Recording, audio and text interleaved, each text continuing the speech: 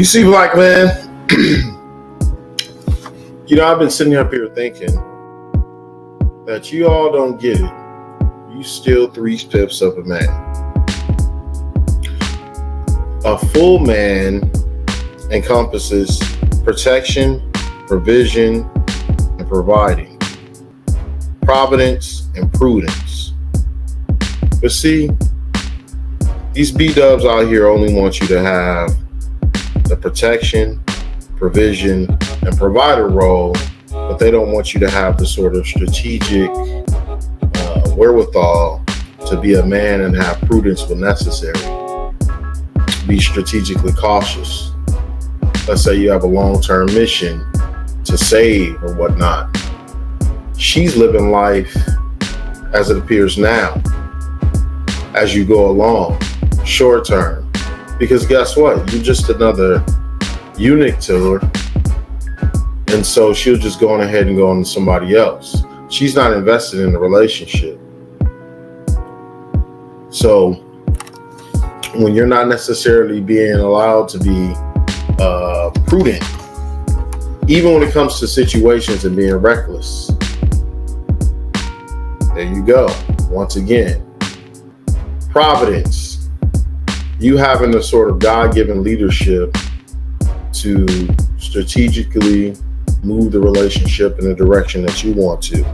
She only wants protection for her petty issues, for you to come as a sort of force response team, gangbusters to get you wrapped up into something.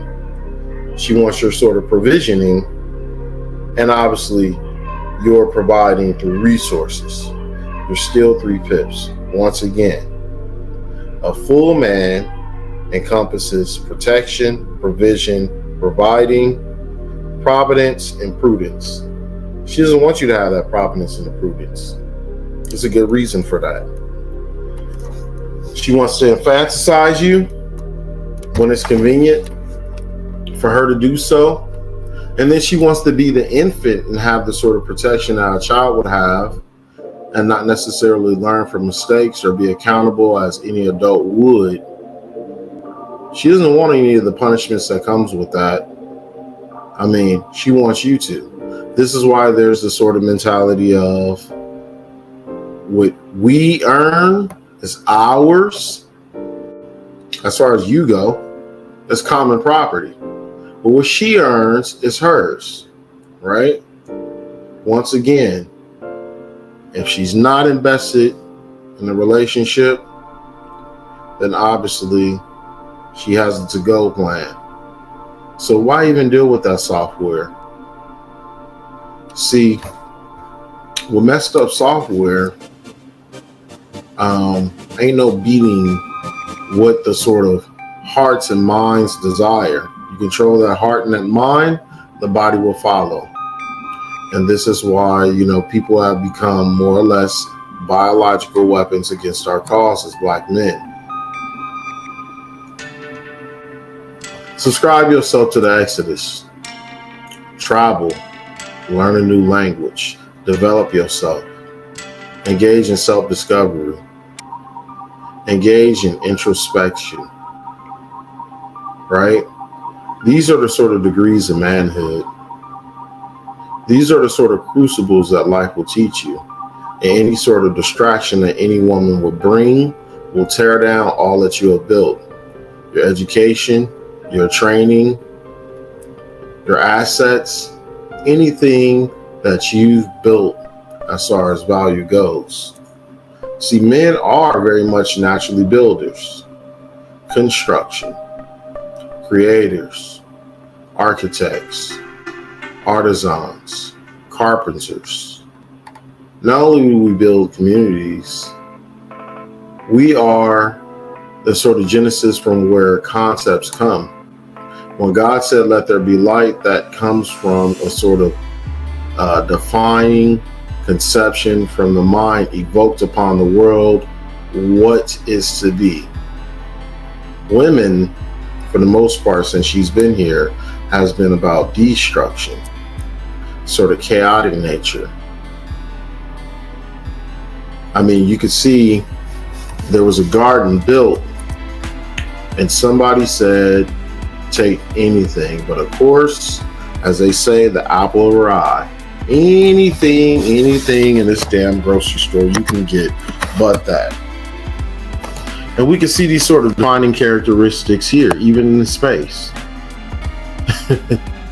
We tell people, hey, you can't come here. This is more or less a virtual gentleman's club where, you know, people congregate, meet, discuss self-development. People ain't even got to be talking about the Keishas 24/7. Really. You have a lot of brothers out there actually doing self-development stuff. Investments, travel, learning a new language, physical fitness. All these things that aren't necessarily even predicated on Keisha. But somehow, some way, Keisha follows. She finds her way in. Because it's almost like that sort of tree in the garden. They want to know. Tree of knowledge. They want to know. Well, one question is, yeah, there's been 60 years of crap talked about us, but if they're being deferred to as the leaders of the community, then the question is, what do leaders do? Does that include handle? Does that include deference to somebody who has been deemed as, you know, the collaborators? I mean, they've done everything that's counter to the interests of community with a sort of hedonistic sort of tendency, nihilism as well. I mean, you see with the sort of twerking, the drinking, live for today, not for tomorrow. How could you begin to even build intergenerational wealth, which needs to be accumulated to develop any sort of stature here in the capitalistic system? You can't, because they're too selfish. They want what Brad have, and they very much envy Becky, but won't even do the work. You see, everybody else does the work. Yeah, people come over here from foreign lands with their issues or whatnot, but guess what? When Julio becomes that carpenter, when Julio goes to work, and it doesn't even necessarily even have to be any sort of prestigious position, he gets this sort of respect. He gets treated as a man. She don't even care how much space is in the house. In fact, they share with other families. This sort of hyper-individualism has been fed to this person over and over and over and over, to the point to where they think that they're beyond the community. The sort of goddess complex is the sort of defining trait in which leads them to socio-economic and political secession. Well, let me correct that. Socio and political. With the economics, that's a whole nother thing, because they still want your resources one way or another. But, I mean, it's something to think about. All in all, I would like to just kind of repeat the point. Still 3/5 of a man. You don't have those other two involved. Providence and prudence. The sort of knowledge and wherewithal and the strategic insight to guide and be defined by destiny as a man. That's providence. Prudence is a sort of cautious nature in which you need to take step from an actionable and empirical way to actually get the job done. But you can't even do that. When you go to her and you say, hey, let's go on ahead and buy this big ticket item, there's not going to be sort of conversation sacrifices. She still wants her lifestyle. She still wants what she wants and how she wants it as a child. She expects you to do all the sacrificing. Because guess what? There's no investment in it. Right? And so as long as you don't have all those traits together, protection, provisioning, providing, providence, and prudence, you're not going to be treated as a real man, right? And given the sort of, paradigm here in the United States and the sort of software here with Keisha, they make it even more difficult. And so this is why, people are considering other options. Yeah, women are women wherever they go, don't get me wrong, but there's degrees to it, And per Ed Anderson, maybe intercultural dating is an option.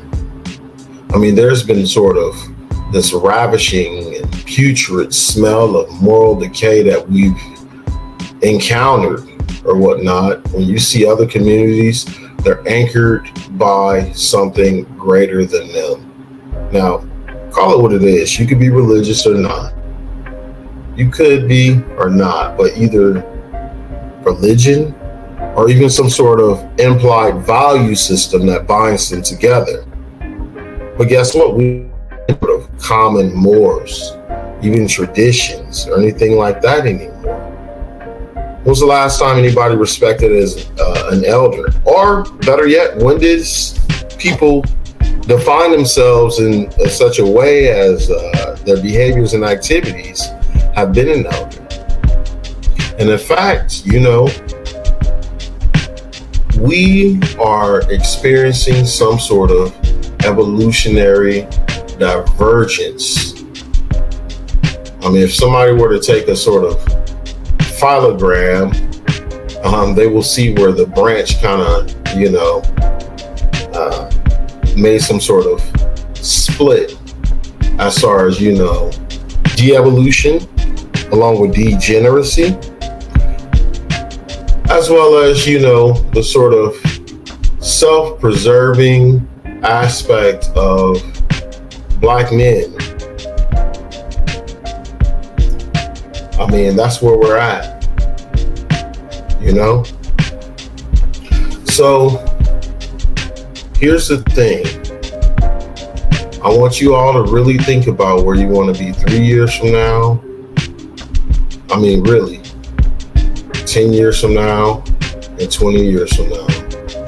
Take it day by day, step by step. You break things down into bite-sized pieces. I mean, when you think about things from a sort of a glacier sort of standpoint and how sort of ginormous the task may be, you'll feel overwhelmed. You take things step by step, day by day, and where you want to be, you're in the life of your journey. And you'll experience change. You might even experience change blindness. You might even not necessarily know that you're actually changing or actually going to the sort of destination that you were meant to go. But you'll get there, We need to stop also with the sort of, microwave mentality. Everybody want to be that person right here, right now, instead of understanding that, life has a sort of wisdom that teaches you something. Knowledge is a lot of people out there who are knowledgeable. Wisdom is the defining characteristic to where experiences and knowing the sort of wherewithal to where you can apply knowledge in places to where you can actually gain from it. So you have a lot of people who are young know-it-alls or whatnot, but guess what? They're not where they need to be or want to be because they want it here and now and haven't had the experiences of life to define them in such a way to be wise. Well, that's what I got, at least for now, as far as this monologue goes. Y'all continue about this day. Invisible. You know what to do. Acknowledge your brethren. Stay away from these sorts of simps. Stay away from these Keishas. And you'll win.